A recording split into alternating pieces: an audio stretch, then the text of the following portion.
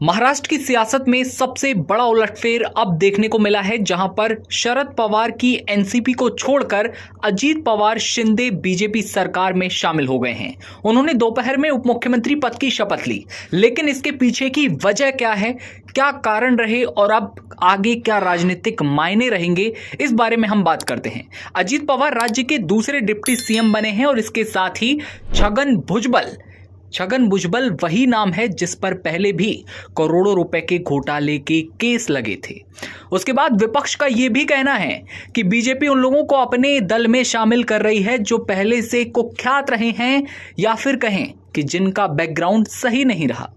लेकिन अब बात करते हैं छगन भुजबल और अजीत पवार की, जिनकी मौजूदगी में वहां पर कैबिनेट भी मौजूद था, जहां पर वलसे पाटिल, धनंजय मुंडे, हसन मुशर्रफ ने भी मंत्री पद की शपथ ली है। वहीं आपको बता दें कि पवार ने यह भी कहा है कि उनके साथ 40 विधायक हैं। एनसीपी का जो चुनाव चिन्ह है उसे लेकर लोकसभा और विधानसभा का चुनाव लड़ेंगे। आगे ये बात सामने आई है। राज्य के नवनिर्वाचित उप मुख्यमंत्री अजीत पवार के पूरे दफ्तर के बाहर सुरक्षा व्यवस्था को अब बढ़ा दिया गया है।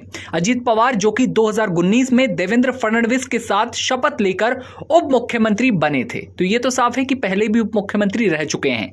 महज 3 दिन में यह सरकार गिर गई। इसके बाद अजीत पवार महाविकास अघाड़ी सरकार में दोबारा उप मुख्यमंत्री बने और अब एक बार फिर 2023 में तीसरी बार उप मुख्यमंत्री बन रहे हैं।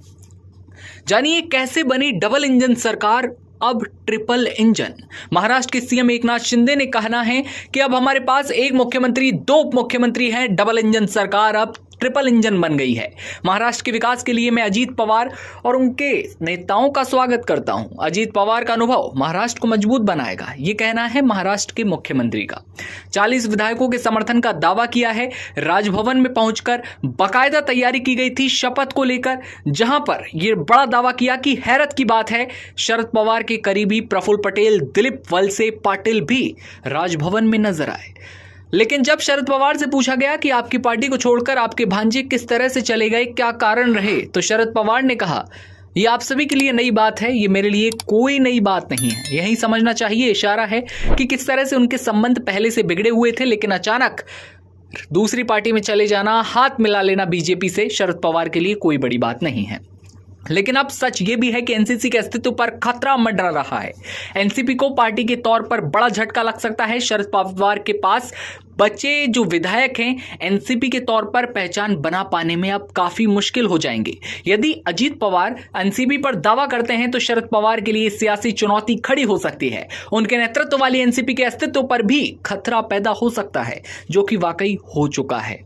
लेकिन बता दें कि राष्ट्रवादी कांग्रेस पार्टी की राज्य इकाई के प्रमुख के रूप में अजीत पवार को जो है मौका नहीं दिया गया था, जिससे अजीत बहुत ज्यादा असंतुष्ट थे। अप्रैल 2023 में अजीत ने मुख्यमंत्री बनने की चाहत दिखाई। उन्होंने कहा कि मुख्यमंत्री बनना चाहते हैं और 2024 में क्यों, अभी भी सीएम पद के दावेदार हैं। उसके साथ साथ उन्होंने इस बात पर भी सवाल उठाए थे कि 2004 में जब एनसीपी की कांग्रेस से ज्यादा सीटें आई थी, तब पार्टी ने उन्हें सीएम पद देने का मौका गंवा दिया था। कुछ इस तरह से वो असंतुष्ट थे और अपने अंदर ही सियासी जो हलचल चल रही थी वो लगातार आगे बढ़ती गई। और उसके बाद अब अचानक ये फैसला सामने आया है, जहां पर अजीत पवार ने बीजेपी कहें या फिर शिंदे गुट के साथ एक बार फिर हाथ मिला लिया है। यूपीटी का दल है। तो ऐसे में आप क्या कहेंगे महाराष्ट्र की सियासत में इस भूचाल पर? कमेंट सेक्शन में बताइए और तमाम खबरों के लिए आप बने रहिए हमारे साथ। अभी सब्सक्राइब कर लीजिए।